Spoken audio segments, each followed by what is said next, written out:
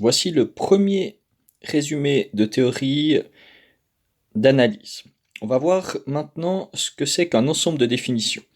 Alors pour commencer, j'ai fait un exemple avec un tableau des valeurs, avec des x qui vont de moins 3 à plus 3, et une fonction f de x qui vaut 1 sur x.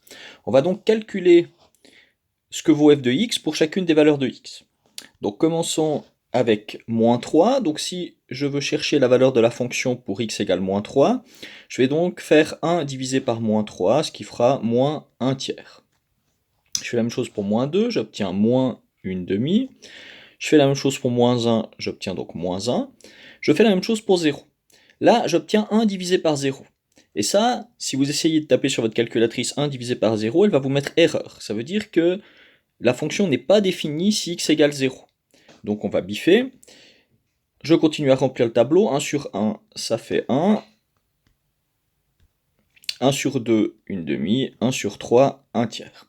Donc ici, on n'a pas eu de problème pour chercher la valeur de la fonction pour toutes les valeurs, sauf en 0. Ici, on a eu un problème parce que la fonction n'est pas définie. Je ne peux pas diviser par 0. Donc, qu'est-ce qu'on appelle l'ensemble de définition d'une fonction? Si ici j'écris ensemble de définition de f, ou parfois comme ceci, ça dépend, vous trouverez les deux notations. Donc l'ensemble de définition de f, c'est tous les x qui ont une image. Donc si je regarde dans mon tableau, tous les x fonctionnent, sauf 0, donc on va écrire R, c'est-à-dire l'ensemble de tous les nombres réels, auxquels on enlève 0, donc on peut l'écrire soit comme ceci en enlevant la valeur 0, soit simplement R étoile, ça veut dire qu'on enlève la valeur 0. Donc voilà, donc l'ensemble de définition d'une fonction, c'est l'ensemble de tous les x qui ont une image lorsqu'on applique la fonction. Alors, en général, on va pas avoir de problème. La plupart du temps, l'ensemble de définitions, c'est R. Nous, dans les fonctions qu'on a vues, on a 3 cas qui peuvent poser problème. Donc on a 3 cas qui posent problème avec les fonctions qu'on voit ici.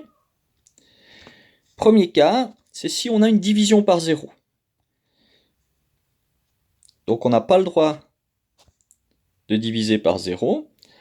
Donc si j'ai par exemple f de x qui est égal à 1 sur x, eh bien je dois m'arranger pour que ce qui est en bas ne soit pas égal à 0, donc je dois enlever la valeur 0 ici. Donc l'ensemble, ce sera R étoile, pour l'ensemble de définition de la fonction. Deuxième cas qui peut poser problème, c'est la racine carrée. Alors de façon générale, toutes les racines avec un exposant pair, dans notre cas, ce sera la plupart du temps racine carrée.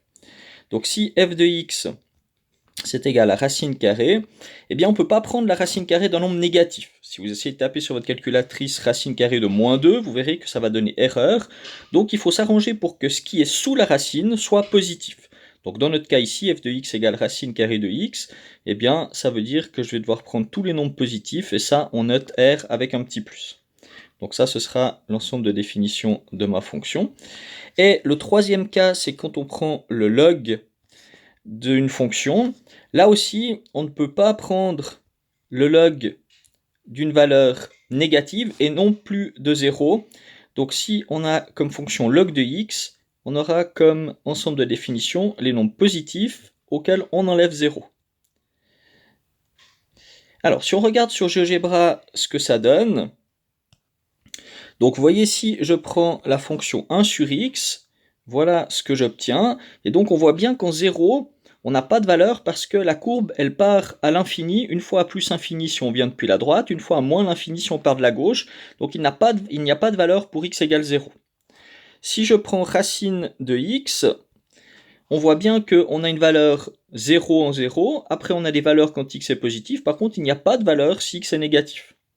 Et puis si je prends le logarithme en base 10 de x, on obtient quelque chose comme ceci. Donc cette fois on voit que plus on s'approche de 0 avec x, plus on tend vers quelque chose de très petit. Donc on va tendre vers moins l'infini. Et il n'y a pas de valeur en 0 et pas de valeur si c'est négatif.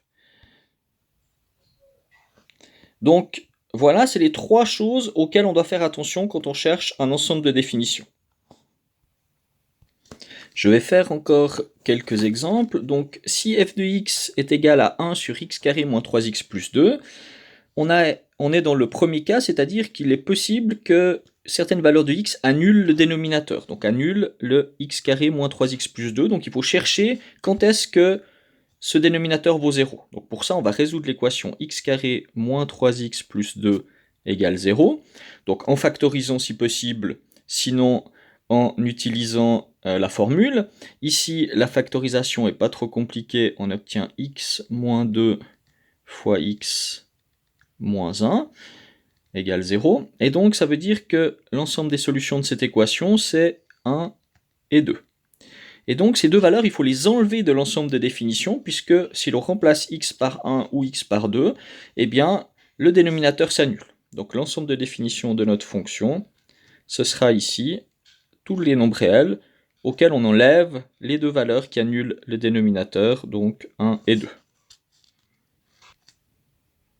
Deuxième exemple, si f de x est égal à la racine de 2x plus 5, eh bien, on veut que 2x plus 5 soit plus grand ou égal à 0.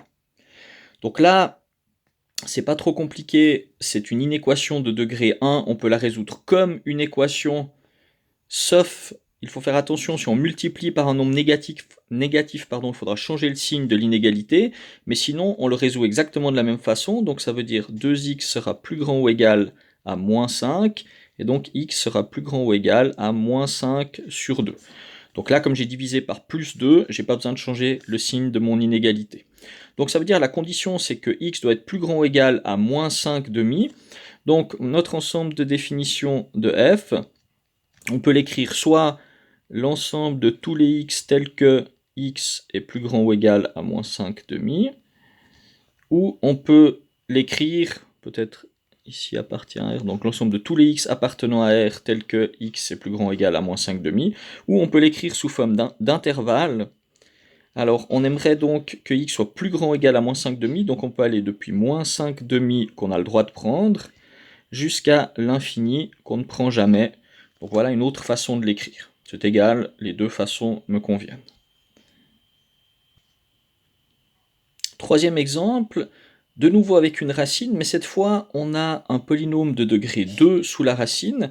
Donc comme avant, on aimerait que x carré moins 10x moins 24 soit plus grand ou égal à 0, puisque on ne peut pas prendre la racine d'un nombre négatif.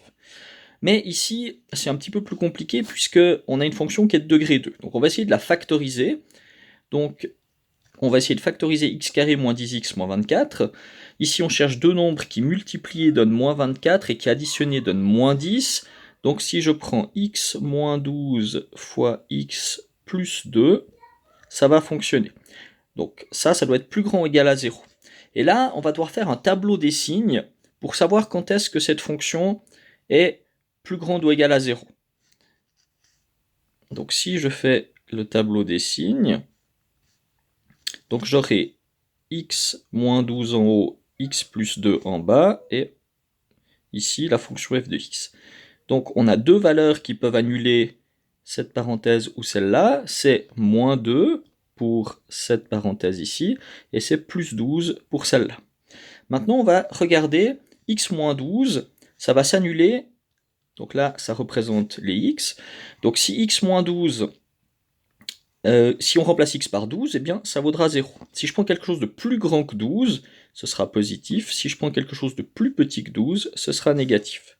Je fais la même chose avec x plus 2, ça s'annule si x vaut moins 2. Si je prends quelque chose de plus petit, ce sera négatif. Si je prends quelque chose de plus grand pour x, ce sera positif. Et maintenant on fait le produit des signes, donc moins fois moins, ça fait plus. Moins fois 0, ça fait 0. Moins fois plus, ça fait moins. 0 fois plus, ça fait 0. Et plus fois plus, ça fait plus. Donc là, j'obtiens le tableau des signes de ma fonction. Et ça me dit quand est-ce que x est plus grand ou égal à 0. Donc x sera plus grand ou égal à 0 dans cette zone ici, et dans cette zone ici. Donc on a deux zones qui nous intéressent. Donc l'ensemble de définition de cette fonction f, ce sera donc un ensemble qui va de moins l'infini jusqu'à moins 2 que j'ai le droit de prendre, ou bien de 12 que j'ai le droit de prendre jusqu'à plus infini que je ne prends pas. Donc voilà, là c'est un petit peu plus compliqué puisqu'il faut regarder une fonction de degré 2 et voir quand est-ce qu'elle est positive ou nulle.